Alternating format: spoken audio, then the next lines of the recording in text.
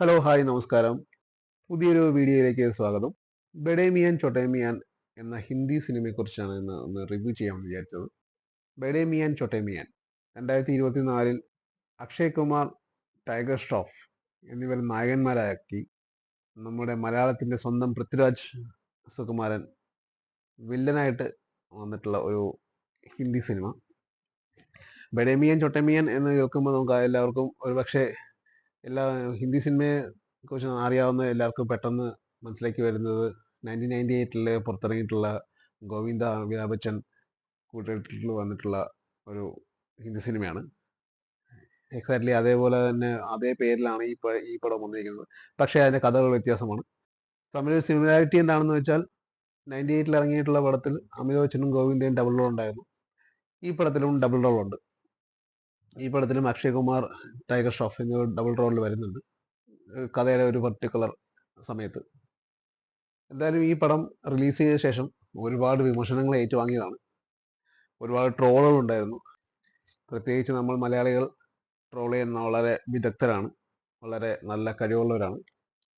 അതിലൊരു ട്രോളുകളിൽ പ്രധാനപ്പെട്ടത് പൃഥ്വിരാജ് അഭിനയിക്കാനായിട്ടല്ല ഈ സിനിമ തിരഞ്ഞെടുത്തത്. പകരം അദ്ദേഹം ഒരു ഡയറക്ടർ ആയതുകൊണ്ട് തന്നെ അദ്ദേഹം എമ്പുരാൻ പോലുള്ള വലിയ വലിയ സിനിമകൾ ചെയ്യുന്നതുകൊണ്ട് അതിനകത്ത് നമുക്ക് അഡീഷണൽ ആയിട്ട് എന്തെങ്കിലും ചെയ്യാൻ കിട്ടുമോ എന്നൊക്കെ അറിയാൻ വേണ്ടിയിട്ടാണ്, പർട്ടിക്കുലർ എന്തെങ്കിലും ഷോർട്സ് സീൻസ് എന്തെങ്കിലുമൊക്കെ ചെയ്യാൻ പറ്റുമോ എന്നൊക്കെ അറിയാൻ വേണ്ടിയിട്ടാണ് അതിനകത്ത് അഭിനയിച്ചത് എന്നുള്ള വരെ ട്രോളുകൾ ഉണ്ടായിരുന്നു. എന്തായാലും ചിത്രം കണ്ടവർക്ക് അതല്ല സത്യമെങ്കിലും മറ്റൊരു അഭിപ്രായം വരാൻ ചാൻസ് ഇല്ല. എന്തൊക്കെയാണെങ്കിലും ഇതിന്റെ പ്രൊമോഷൻ ഈവൻറ്റ്സ് വന്ന സമയത്ത് പൃഥ്വിരാജ് പറയുന്നുണ്ടായിരുന്നു ആ പർട്ടിക്കുലർ വില്ലൻ ക്യാരക്ടറിനെ തിരഞ്ഞെടുത്തത്, ഡയറക്ടർ പൃഥ്വിരാജിനെ തിരഞ്ഞെടുത്തത് വലിയ അഭിമാനമായി കാണുന്നു. ഒരു പരിധിവരെ പൃഥ്വിരാജ് ആ ഒരു ക്യാരക്ടറിന് ജസ്റ്റിസ് ചെയ്തിട്ടുണ്ടെന്ന് എൻ്റെ ഒരു അഭിപ്രായത്തിൽ ഞാൻ പറയും. പക്ഷേ ഓവറോൾ സാമാന്യം ഭേദപ്പെട്ട രീതിയിൽ ബോറാണ്. അത് മറ്റൊന്നും കൊണ്ടല്ല, അക്ഷയ് കുമാറിന്റെയും ടൈഗർ ഷ്രോഫിന്റെയും പടങ്ങൾ ഈ ടൈപ്പ്, അതായത് ആക്ഷൻ ഓറിയന്റഡ് പടങ്ങൾ ശ്രദ്ധിച്ചാൽ അറിയാൻ പറ്റും. പ്രത്യേകിച്ച് ടൈഗർ ഷ്രോഫിന്റെ ഭാഗി ആ ഫസ്റ്റ് സെക്കൻഡ് ഒക്കെ ഒരു പരിധിവരെ ഓക്കെ ആയിരുന്നു. പക്ഷേ തേടെ വന്ന സമയത്തും അതുപോലെ ഒന്ന് രണ്ട് പടങ്ങളുണ്ട്. അതിന് പേരുകൾ പെട്ടെന്ന് എനിക്ക് ഓർമ്മ വരുന്നില്ല. പക്ഷേ ചില പടങ്ങളുണ്ട്, ട്രെയിനിന്റെ മുമ്പിൽ ഇടിച്ച് താഴെ വീണിട്ട് അവിടെ നിന്ന് എഴുന്നേറ്റ് വരുന്നു, അങ്ങനെയുള്ള കുറച്ച് പടങ്ങളൊക്കെ ഉണ്ട്. അതൊക്കെ അതുപോലെയൊക്കെ തന്നെയാണ്. കോമഡി കുത്തി നിറയ്ക്കാൻ ശ്രമിച്ചു, ചില സീരിയസ് സീനുകളിൽ കോമഡി പറയുന്നു. അതൊന്നും വർക്കൗട്ട് ആവുന്ന രീതിയല്ല. പിന്നെ ഈ ചിത്രത്തിന്റെ കഥയിലേക്ക് വരികയാണെന്നുണ്ടെങ്കിൽ, സാധാരണ ഹിന്ദി ആക്ഷൻ ഓറിയന്റഡ് പടങ്ങൾ, അതും പ്രത്യേകിച്ചൊരു രാജ്യസുരക്ഷയായിട്ട് ബന്ധപ്പെട്ട പടം വരുമ്പോഴത്തേക്കും ഒരു സ്പൈ ചിത്രമാകാം സാധാരണ വരാറുള്ളത്. നമ്മൾ ഈ റീസെന്റ് ആയിട്ട് ഹിന്ദി സിനിമകളിൽ ഒരുപാട് സ്പൈ ഫിലിംസ് വന്നിട്ടുണ്ട്.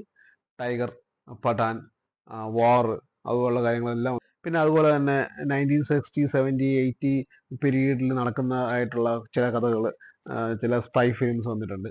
ഈവൻ നമ്മുടെ ജോൺ അബ്രഹാമിന്റെ പോലും വന്നിട്ടുണ്ട്. വളരെ നല്ല പടങ്ങൾ തന്നെയാണ്. വിക്കി കൗശാലിന്റെ പടം വന്നിട്ടുണ്ട്.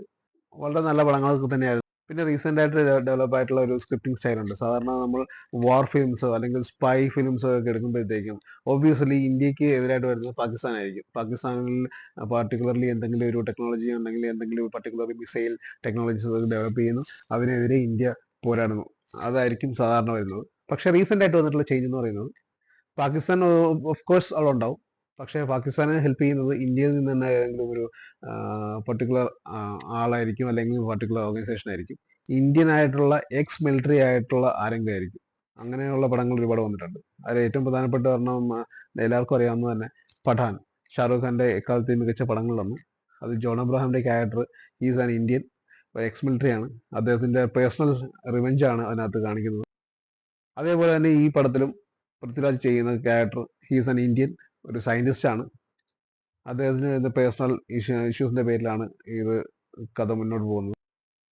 ഈ പടത്തിന് ഒരുപാട് ട്രോളുകൾ വന്നിട്ടുണ്ട്. നായികയായിട്ട് 3 പേരുണ്ട്. സോനാക്ഷി സിൻഹ, അലയ ഫ്യൂച്ചർവാല എന്ന് പറയുന്ന ഒരു ആക്ട്രസ്, അതുപോലെ തന്നെ നമ്മുടെ മാനുഷി ചിലർ 2017 മിസ് യൂണിവേഴ്സ് ആയിട്ട് തിരഞ്ഞെടുക്കപ്പെട്ട നടിയാണ്. ദീപിക പദുകോൺ, കത്രീന കൈഫ് എന്നിവർ ചെയ്തിട്ടുള്ള ആക്ഷൻ ഓറിയന്റഡ് സ്ത്രീ കഥാപാത്രമാണ് ഇതിനകത്തും മാനുഷി ചിലർ ചെയ്തിട്ടുള്ളത്. ഒരു പരിധിവരെ ജസ്റ്റിസ് ചെയ്തിട്ടുണ്ടെന്ന് തോന്നുന്നു. എന്നിരുന്നാലും ടോട്ടാലിറ്റിയിൽ ആ 3 ക്യാരക്ടേഴ്സും കുറച്ച് ഓവറായിട്ട് ഫീൽ ചെയ്തിട്ടുണ്ട് ചില സ്ഥലങ്ങളിൽ.